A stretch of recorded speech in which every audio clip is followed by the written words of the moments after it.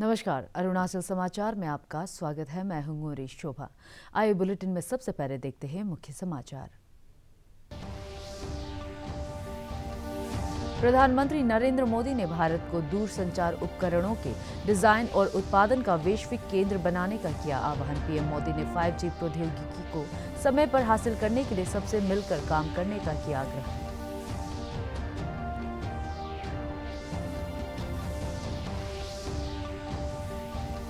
किसान संगठनों द्वारा बुलाए गए भारत बंद का अरुणाचल प्रदेश में नहीं देखने को मिला असर। सूचना और प्रसारण मंत्री प्रकाश जावड़ेकर ने कृषि कानूनों को लेकर विपक्ष की आलोचना को पाखंड बताते हुए कहा, वे किसानों में पैदा कर रहे हैं भ्रम।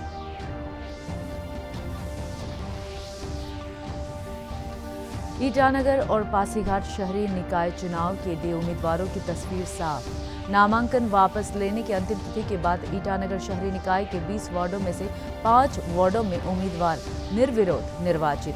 पासीघाट शहरी निकाय के सभी वार्डों में भाजपा और कांग्रेस के उम्मीदवार। प्रधानमंत्री नरेंद्र मोदी ने कहा है कि देश की डिजिटल क्षमता अपार है। भारत मोबाइल कांग्रेस के चौथे अधिवेशन को संबोधित करते हुए श्री मोदी ने आज कहा कि मोबाइल तकनीक की मदद से लाखों भारतीयों को करोड़ों रुपए मूल्य के लेन देन का लाभ मिला। प्रधानमंत्री ने कहा कि भारत ने मोबाइल फोन के उत्पादन में बहुत सफलता हासिल की है और देश इसके एक मुख्य केंद्र के रूप में उभर रहा है। प्रधानमंत्री ने कहा कि सरकार अगले 3 वर्षों में हर गांव में high speed fibre optic cable connectivity प्रदान करने की दिशा में काम कर रही है। प्रधानमंत्री ने कहा कि भारत की डिजिटल संभावनाएं असीमित है और हमें इस बारे में योजना बनानी होगी कि हम आगामी प्रौद्योगिकी क्रांति का कैसे बेहतर इस्तेमाल करेंगे। उन्होंने कहा कि बेहतर स्वास्थ्य देखभाल, बेहतर शिक्षा और किसानों और छोटे व्यवसायों के लिए बेहतर बाजार उपलब्ध कराना कुछ ऐसे लक्ष्य हैं जिन्हें डिजिटल तकनीक की मदद से हासिल किया जा सकता है। प्रधानमंत्री ने कहा कि देश की कनेक्टिविटी में तेजी से सुधार हो रहे हैं, लेकिन इसने हाल ही में गति पकड़ी है। उन्होंने कहा कि युवा वैज्ञानिक ऐसे कई उत्पादों पर काम कर रहे हैं जिनमें वैश्विक स्तर हासिल किया जा सकता है। उन्होंने 5G प्रौद्योगिकी को समय पर हासिल करने के लिए सबसे मिलकर काम करने का आग्रह किया। Which boosts formalization and transparency.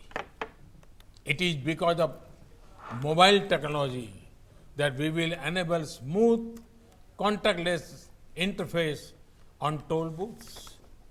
It is also with the help of mobile technology that we will embark on one of the world's largest COVID-19 vaccination drive. We are a country where the tariffs are the lowest in the world. We are one of the fastest growing mobile app market in the world. The digital potential of our nation is unparalleled. We have achieved much success in mobile manufacturing in India. India is emerging as one of the most preferred destinations for mobile manufacturing.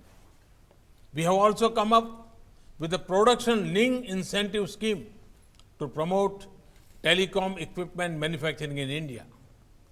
We are embarking on a plan to ensure that over the next 3 years, every village will have high-speed fiber optic connectivity. We are keen to ensure greater spread of fixed line broadband connectivity and public Wi-Fi hotspots. Today, we have over 750 million internet users. The scale and speed of internet penetration can be seen by the following facts.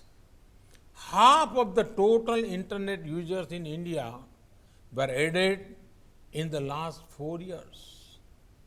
Half of the total internet users are in our rural areas. Our digital size and our digital appetite are unprecedented.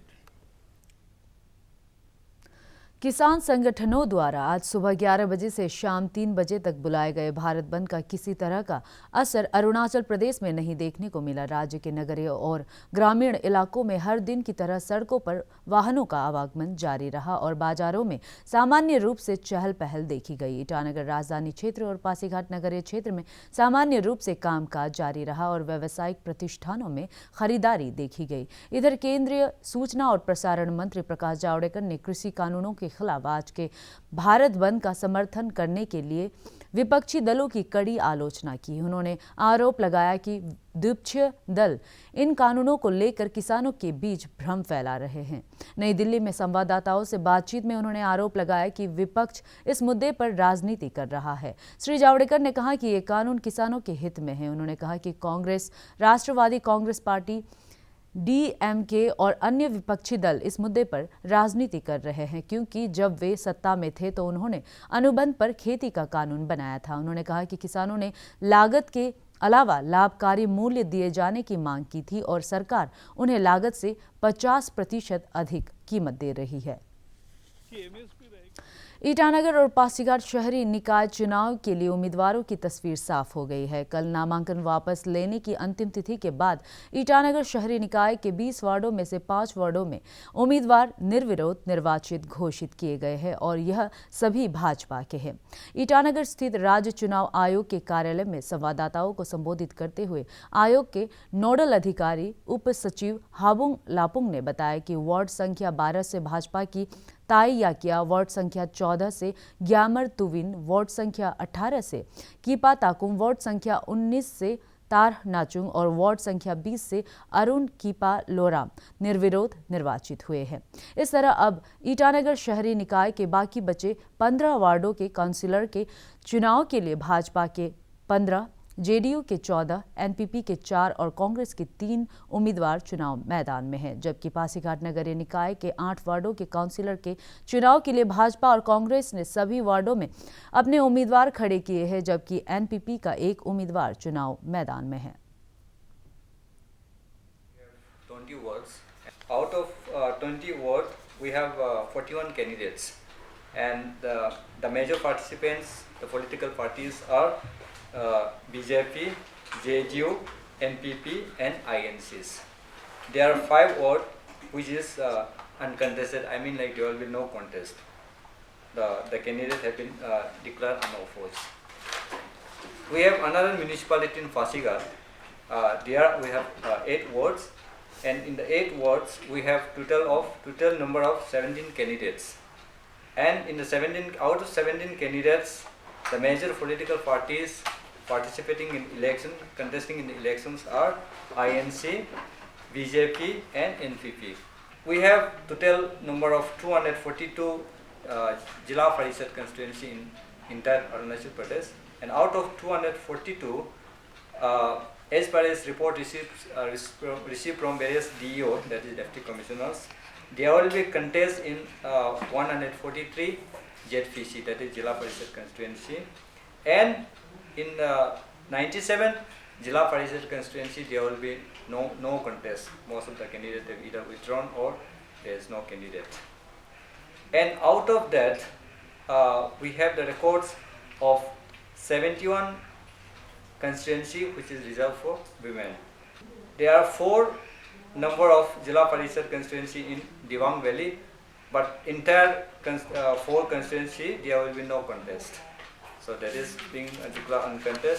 And in case of Karadari also, we have 9 JPC Jila Parishad constituency, but there will be no contest in entire 9 constituency. And in entire state, when we talk of Gram Panchayat constituency, we have around approximately 8,000 constituencies in the states. There will be a contest in 806 Gram Panchayat constituency in the state. As of now, it will vary, in fact it will increase. And we have the record that there are 1,914 Gram Panchayat constituency in the states where there will be no contest. Entire Vijayanagar circle have been kept in abeyance till further order, and Dibang Valley also, report says that there will be no contest in the entire Gram Panchayat segment also. Every candidate, those whoever might have filed the nomination paper is declared uncontested. And there is one more Jilla Parishad constituency in Hawaii, which has also been kept in abeyance due to certain litigation in the Honorable High Court. राज्य में शहरी निकाय और पंचायत चुनाव के लिए उम्मीदवारों द्वारा अपना नामांकन वापस लेने की अंतिम तिथि समाप्त होने के बाद चुनाव प्रचार तेज हो गया है। ईटानगर शहरी निकाय के 20 वार्डों के काउंसिलर के चुनाव के लिए प्रचार जोर पकड़ रहा है। भाजपा, कांग्रेस, जेडीयू, एनपीपी सहित सभी राजनीतिक दल कोविड दिशा निर्देशों के अनुसार ईटानगर राजधानी क्षेत्र के सभी सेक्टरों में नुक्कड़ सभा आयोजित कर रहे हैं। वे मतदाताओं को उम्मीदवारों, चुनाव एजेंडे और विकास के संबंध में अपने वायदे के बारे में जानकारी दे रहे हैं। कोविड महामारी के बावजूद शहरी निकाय और पंचायत चुनाव को लेकर प्रदेश के लोगों में उत्साह बना हुआ है। इधर कांग्रेस के ईटानगर शहरी क्षेत्र के अध्यक्ष युमलाम आचुंग ने कहा है कि पार्टी के 3 उम्मीदवार चुनाव मैदान में हैं और किसी ने भी अपना नाम वापस नहीं लिया है। हमारा जो भाजपा कैंडिडेट है 5 लोगों ने अनअपोज हो गया, इलेक्टेड हो गया। ये देखिए हमारा म्यूनिसिपल कॉर्पोरेशन में हमारा भाजपा गवर्नमेंट बनने का हमारा तय है। मेरा जो कैंडिडेट को बहुत ईटानगर में कांग्रेस का कैंडिडेट वार्ड नंबर 17 से विड्रॉ हो गया और विड्रॉ करेगा, बहुत रॉन्ग ह्यूमर्स हुआ है। तो हम जनता को बताना चाहता है कि मेरा लीडरशिप में हम कभी भी विड्रॉवल और ये कैसा आदमी से कॉम्प्रोमाइज़ करना ये सब नहीं करेगा। हम लोग स्ट्रॉन्ग फाइट करेगा, नेगोशिएट करके आन कॉन्टेस्ट करना और कैंडिडेट आन इलेक्शन नहीं करेगा। ये सब जो हमको बिल्कुल हमको पसंद है कि डेमोक्रेसी कंट्री है, पीसफुली इलेक्शन करना है। अरुणाचल प्रदेश में पिछले 24 घंटे में कोविड संक्रमण के 20 नए मामले दर्ज किए गए हैं और 48 रोगी स्वस्थ हुए हैं। प्रदेश में कोविड के सक्रिय मामलों की संख्या घटकर 707 रह गई है। राज्य में अब तक 15,653 रोगी स्वस्थ हो चुके हैं। राज्य स्वास्थ्य सेवा निदेशालय के अनुसार कल दर्ज किए गए नए मामलों में सबसे अधिक ईस्ट सियांग से 4, चांगलांग से 3, ईटानगर राजधानी क्षेत्र, वेस्ट कामेंग, लेपारादा और लोअर सुबनसिरी जिले से 2-2, सियांग, पापुमपारे, नामसाई, लोअर दिबांग वैली और लोहित जिले से 1-1 मामले शामिल हैं। भारत में कोविड के खिलाफ अपनी लड़ाई में एक महत्वपूर्ण उपलब्धि हासिल की है। देश में पिछले 24 घंटों में कोविड संक्रमण 26,567 नए मामले दर्ज किए गए और 39,000 से अधिक व्यक्ति स्वस्थ हुए हैं।